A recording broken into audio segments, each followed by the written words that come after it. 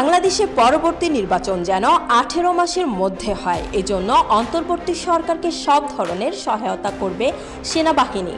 বার্তা সংস্থা রয়টার্সকে দেয়া সাক্ষাৎকারে একথা জানান সেনাপ্রধান জেনারেল ওয়াকারুজ্জামান। তিনি বলেন, রাজনীতিতে হস্তক্ষেপ করবে না সেনাবাহিনী।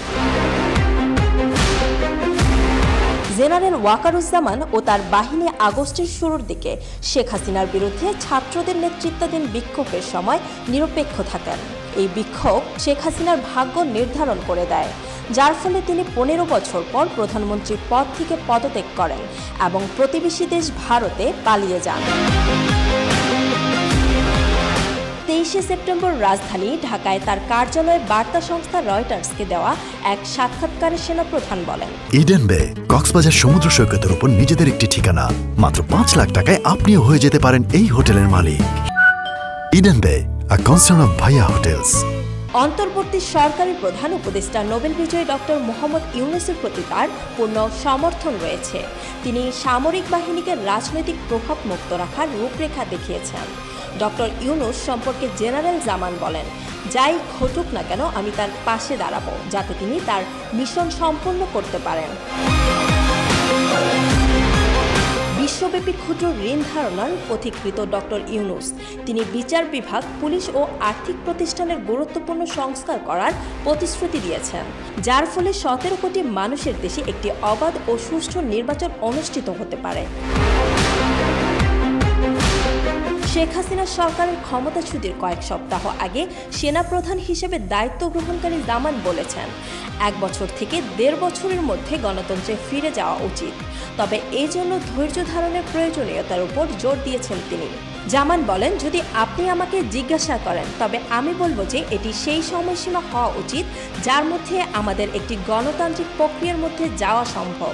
বাংলাদেশের প্রধান দুই রাজনৈতিক দল শেখ হাসিনার আওয়ামী লীগ এবং তার প্রতিদ্বন্দ্বী বাংলাদেশের জাতীয়বাদী দল বিএনপি উভয়ই আগে অন্তর্বর্তী সরকার দায়িত্ব নেওয়ার 3 মাসের মধ্যে নির্বাচনের দাবি জানিয়েছিল।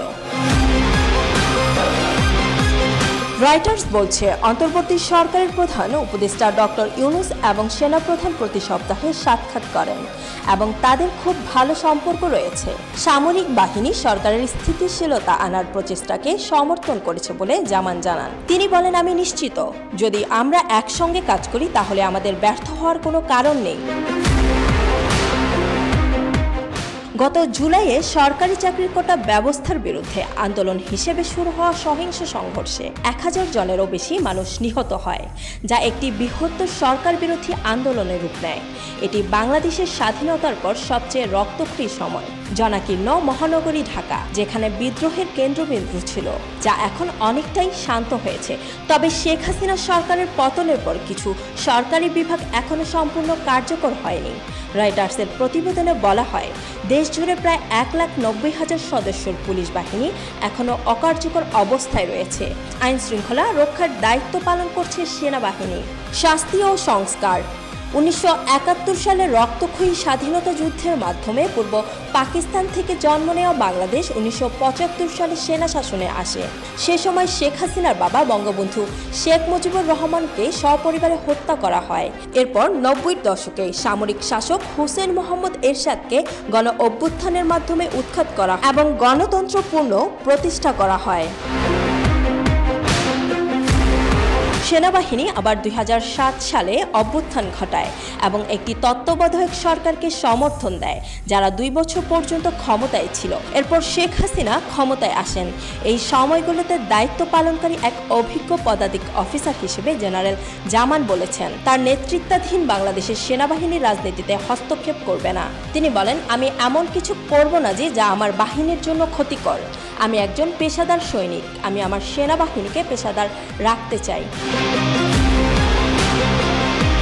শেখ হাসিনাকে ক্ষমতা থেকে অপসারণের পর থেকে প্রস্তাবিত সরকারি সংস্কারের অংশ হিসেবে সেনাবাহিনী তাদের কর্মীদের বিরুদ্ধে অভিযোগের তদন্ত করছে এবং ইতিমধ্যে কয়েকজন সেনাকে শাস্তি দিয়েছে বলে জামান জানিয়েছেন। জেনারেল জামান বলেন, যদি কোনো কর্মরত সদস্য দোষী প্রমাণিত হয় অবশ্যই আমি ব্যবস্থা নেব। কিছু সামরিক কর্মকর্তারা হয়তো স্বরাষ্ট্রমন্ত্রী বা সাবেক প্রধানমন্ত্রী দ্বারা নিয়ন্ত্রিত সংস্থাগুলোতে কাজ করার সময় সীমা লঙ্ঘন করেছেন।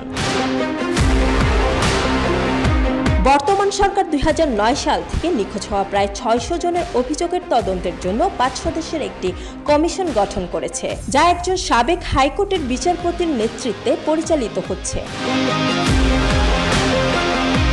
সেনাপ্রধান দীর্ঘমেয়াদে রাজনৈতিক প্রতিষ্ঠানের সাথে সেনাবাহিনীর দূরত্ব তৈরি করতে চান। 1,30,000-এরও বেশি সদস্যের এই বাহিনী জাতিসংঘের শান্তিরক্ষা মিশনে গুরুত্বপূর্ণ অবদান রাখছে। তিনি বলেন, এটি কেবল তখনই সম্ভব যদি রাষ্ট্রপতি ও প্রধানমন্ত্রীর মধ্যে ক্ষমতার ভারসাম্য থাকে, যেখানে সশস্ত্র বাহিনীকে সরাসরি রাষ্ট্রপতির অধীনে রাখা যেতে পারে। বাংলাদেশের সশস্ত্র বাহিনী বর্তমানে প্রতিরক্ষা মন্ত্রণালয়ের অধীনে রয়েছে, যা সাধারণত প্রধানমন্ত্রী নিয়ন্ত্রণ করেন। জামান জানান, অন্তর্বর্তী সরকারের অধীনে একটি সাংবিধানিক সংস্কার প্রক্রিয়ার এই ব্যবস্থাটি পরিবর্তনের দিকে নজর দিতে পারে। তিনি বলেন, পুরো সামরিক বাহিনীকে কখনো রাজনৈতিক উদ্দেশ্যে ব্যবহার করা উচিত নয়। একজন সৈনিকের রাজনীতিতে জড়িত হওয়া উচিত নয়।